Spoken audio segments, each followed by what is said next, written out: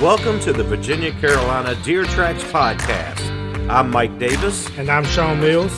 And we're here to talk about everything real estate and the great outdoors in both Virginia and North Carolina. Thanks for tuning in. All right, welcome back, everybody. We are back. Man, we're here at Shawn's Casa again, the old man cave. Yes, sir. Glad to have you. We liked it so much last time, but man, I came back.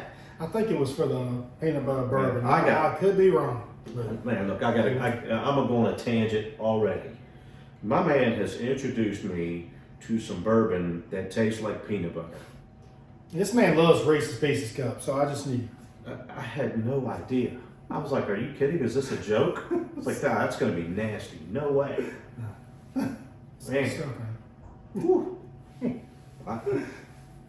This is going to be an interesting episode. So we're going to do something a little bit different this time. You know, we really been focusing a lot on the hunting and outdoor experience, and that's great. We love it. That's who we are. But you know, there's another facet of what we do, and that's real estate. And I think there's some things that we need to talk about sometimes. I know, yes, sir. I know, Shawn. You know, wherever I go, restaurants, whatever, social events, games, whatever, people are always coming up to me. How's the real estate market? What's going on with the real estate market? So I'm gonna let you tackle that, man. Tell them what's up. Well, I keep on hearing of the skies falling, so to speak, of the real estate market. Well, I'm not saying that it's not taking a hit residential as far as because of interest rates. I'm not saying extremely high interest rates because of rising interest rates where they were. Now they're starting to drop a little bit. That's where it's at. It has not affected us whatsoever.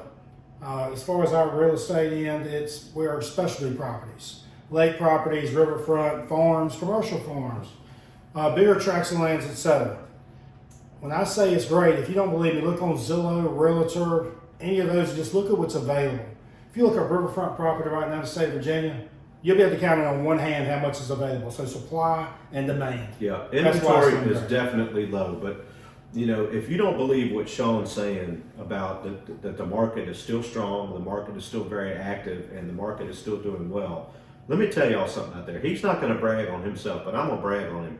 This man had the best year he's ever had last year, and it's not a fluke.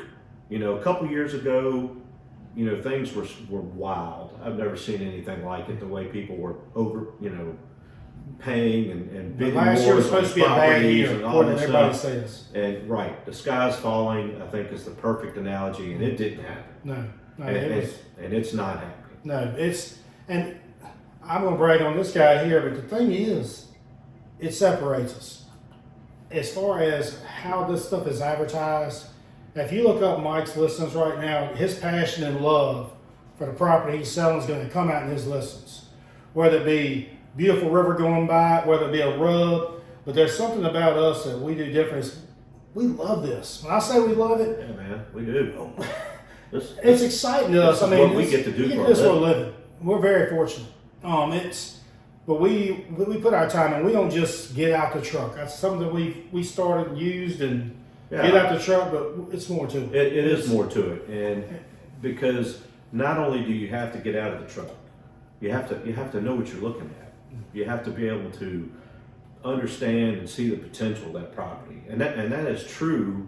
Whether it's a residence, like Shawn said, or a specialty property, riverfront, ag land, you know, wooded property, you name it. You've got to be able to see that potential and bring that to market. Yeah. You know, and that takes a certain eye and a certain understanding, I think. I'm gonna go way deeper, and I can say this stuff, but most people won't do it. So I don't mind. I'm gonna just throw out a tidbit of something that we do versus other people out there. We follow social media, we follow stories, we listen to what people say about deer they killed, ducks, bear, whatever it may be, on just different things. For example, deer. You get on Star City whitetails and you'll start seeing this is a giant deer. Where was this killed? Oh man, this was killed in the same area or county. And next thing you know, it's like, well, I can't help but search it, and I figure out that these guys live within a few miles of each other. Well, you start looking and you figure out the area they're in. Obviously, the genetics are there as far as producing trophy whitetails. It is a different. We always say land's not created equal. That's something that me and this guy talk about all the time. We're fanatics. We are not. Yeah, I mean, not every piece of land is a great hunting property just because it's 20 acres. Yeah.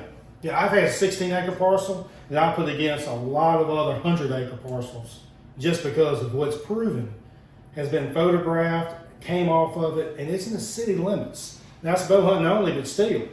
16-acre city of Danville, I'll just call it that. We got 140 plus class deer and multiple ones. Yeah. I mean, look at the Hollywood buck. Let's talk about that. Sorry, everybody's talking about the Hollywood. Mike, you take the realms on that because this is a. I don't know where it is that you want me to go with that. You want to talk about city deer, but yeah, I mean. What's the deal with the flowers in the cemetery producing these huge deer? You think it's the flowers? I don't know.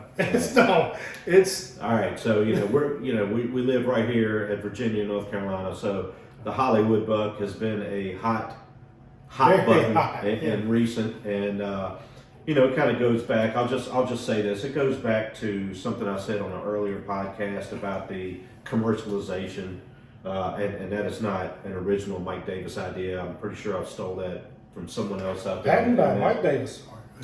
But that quest to have the biggest buck and have that TV, whatever it is that they're after, it's like, man, how far do you go? And they just crossed the line there, and it's unfortunate. And I hope that we can all kind of take a breath and take a step back and learn from that. And just like I said on the last episode, man, it ain't always about that. Yeah. It's about having a good time. It's a story behind it too. Right. And that's Well, anyway, we'll keep you updated when we know more about how that develops. I think everybody's real interested to see where that goes. Yeah. But I got three words though for it. Yeah, go ahead. I mean, is it 3 words? No. Yeah, it's 4. Soap in a sock. That's what that guy. Yeah, that's how my feelings are about that guy. Land expert, math not so much. No, for you.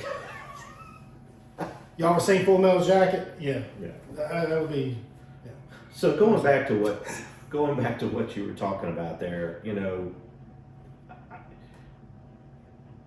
we are all licensed to do real estate in the state of Virginia, the state of North Carolina, wherever you're at. So that means any of us can list or sell any property legally. We all have that same capability. The question is for either you, the seller or buyer, is who do you want representing you and your interests? And, I think I said this at lunch today, technically, if you have a beach house at Virginia Beach, Outer Banks, whatever, yeah, technically I can help you sell that property. Am I the best candidate for that? Hey man, I would hate to turn down that. I'm sure it's a big sale. I would hate to turn that down. And if you really wanted me to do it, I would do the best job that I could do for you. But am I as qualified and able as somebody who has been living in that area and doing that for many, many, many years, and they understand that market and they understand how those properties work? Probably not. So it's the same with the properties that we're dealing in here in rural North Carolina and rural Virginia. By the way, I'm not qualified to sell beach property like on that level either, but I love the beach, by the way, y'all. So I'd love to list your beach property. So maybe Shawn is the right guy for that. I know a lot about beach property. I'll come in a distant seashells and there's salt water, waves, other fishing. Yeah, great fishing. It's sunburn out there. See, like we're really good at what we do. But when it comes to buying land, and depending on what you want to use it for, I mean, who do you want to work with? Do you want to work with the person that pulls up in the sports car, that steps out and they're really like tiptoeing around because they don't want to get their shoes dirty, or they don't want to get bugs on them? Or do you want the guy that knows how to look out for stump holes in the woods because he stepped in a stump hole once while pulling out a bear and had knee surgery over it, so he knows what he's doing? This guy, yeah. So it's all in what you want, and we live it, we love it. I yeah, mean, it's what we do. We do. So does it have to be us? No, we would love for it to be us, but I would think anybody out there, if that's what you're looking for, that we or someone like us would be the type of person that you would want to get involved in that process, because we know, we're going to get to know what you're looking for, and we know how to find it. is basically what it boils down to. Or if you're selling your property, more importantly, we know what to look for and how to sell it and the story to tell about that property. Yeah, it drives me crazy though. We get clients that, previous clients, for example, may have had a bid on a property. It was like, we're primarily listing agents. I'll say that. I mean, we do both. I had a listing where I was a buyer that was very interested in the property, but I could read it. This guy's a hardcore duck hunter. And even though this gorgeous property, it still didn't check every box. It didn't check that duck hunting box. Well, I took it upon I definitely wanted to have this guy as a client. And property came available in the Bannister River. And anyway, it ended up being a phenomenal duck hunting spot, and we just got it under contract. But he reached out to me because he knew that I would recognize it for what it was. Right. I mean, it's like we're the same people. There's no way. Everybody knows it's a separation of hunters versus people that don't hunt. I'm just gonna say, or as a hobby, not a lifestyle. Yeah, I mean, and that is certainly a primary interest. But really, any land. I mean, even if you're not looking for hunting. Yeah. But land in general, just it's just kind of our thing, man. Zoning, acre, there's all kinds of aspects to it that not everybody weighs in on. Where they go to sell a piece of property and maybe the acreage doesn't show up right, and we check it on our map right, and we're like, this doesn't add up. That simplicity of it, where these people don't have a clue what I'm talking about. I'm talking a foreign language to them right now, mentioning map right and how to access as far as acreage and topos, and I mean that's what we do. I'm just gonna leave it. That's what we do. It is, and going back to what we've said many a time before about getting out of the truck. I mean, we can sit here and just tell you story after story about how many times that we have found these neat features on properties that nobody knew was there, or if they did, they had long forgotten because no one walks that far. Mike, have you ever found one of those places on a property where deep down inside you got mixed emotions, where you're ready to sell it as fast as possible, but it might be a week away from prime rut, and in the back of your mind you're like, oh man, I could possibly hunt this because my seller has given me permission. That's a hard one there. I know, it really is. And I had one slip away from me last year on that. I'm happy for the buyers, but I'm like, I mean, because I didn't get to hunt it. what would be more special than hunting that property and having a fantastic hunt and being able to show like, boom, yeah. this. But when you sell them that fast, that's a good thing too. Yeah, But it would be nice. it would be It nice. would be nice. Okay. It would be nice. But again, just you wanna deal with people that are just like yourself and share that same common interest. That's something that we feel like we are kind of next level compared to others in our area, and that's not a knock on them. That's not what this is about. No. But we just feel it's kind of our They area. might be experts on beach houses, or they might be. I'm not. Oh, so you like? In fact, at the beach. You gotta say, hey, I like beach houses. I run VRBO and all that stuff, man. I like going to the beach. As long as it's not during hunting season. Don't you hate people that get married during the hunting season? I'm sorry. But I had to go to a beach wedding one time, and it's still haunting me that I missed the second week in November for a wedding. Out of the castle, just against the law. I'm sorry. I'm just going to take a moment to tell my wife that I love her right here. When did y'all get married? No, it was July. Okay. It was outdoors in late July, and I had to wear a tuxedo in like 98 degrees. That's fine. Southern Virginia heat. At least it went in October, November, or spring gobber season. That's off limits. Yeah, off limits. That's right. Uh, My wife's right in the other room. I got to talk a little lower. Ronnie Linhart, if you're listening to this podcast, like I know you are, please don't tell your daughter that I said that. And by the way, we'd like to thank our sponsorship from Ronnie Linhart Farms. Linhart Farms. We really appreciate it. Yeah. He doesn't know he sponsored us, but he does now. Oh yeah. I killed 2 nice deer off his farm.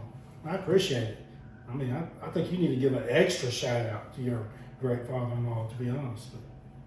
What does an extra shout out sound like? I was getting ready to do something really stupid there, so I just that was me hitting the brakes. Exactly what that was. They have a great relationship, by the way. So I know he We was do. getting ready to. Yeah. Yeah, we do. We do. I'm very, very, very thankful for my wife and her family, and I'm thankful for him too. I appreciate it. that slice of heaven that we live in, man. It's awesome. I mean, I have to do it with Love Mike every day. I mean, the whole thing is, I think I owe him a bottle of this peanut butter bourbon. Man. So, And really, here's a nice transition. I mean, I talk about my slice of heaven. You know, we talk about things like "Find Your Freedom," right? It's one of our company taglines at United Country, and that's really what we're about. We're about helping people find that dream, find their slice of heaven, find that freedom. Lifestyle properties. Yeah. I mean, I'm proud of the fact that that's a perfect way. United Country sells lifestyle properties, and that's what we do.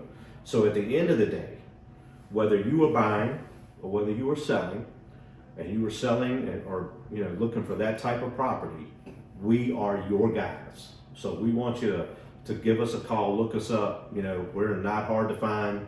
Our information is on this page, as is others. And by all means, reach out. One of us will be glad to help you. Yes. Heck, both of us will be glad to help you. Yeah. We'll definitely co-list it. Yep, absolutely. As you maybe can tell, we work pretty well together. Absolutely. So- here. So with that being said, cheers, my friends. Yes, sir. 2024 is off to a great start. Absolutely. We look forward to helping you. So look us up today. We'll talk to you soon. We out.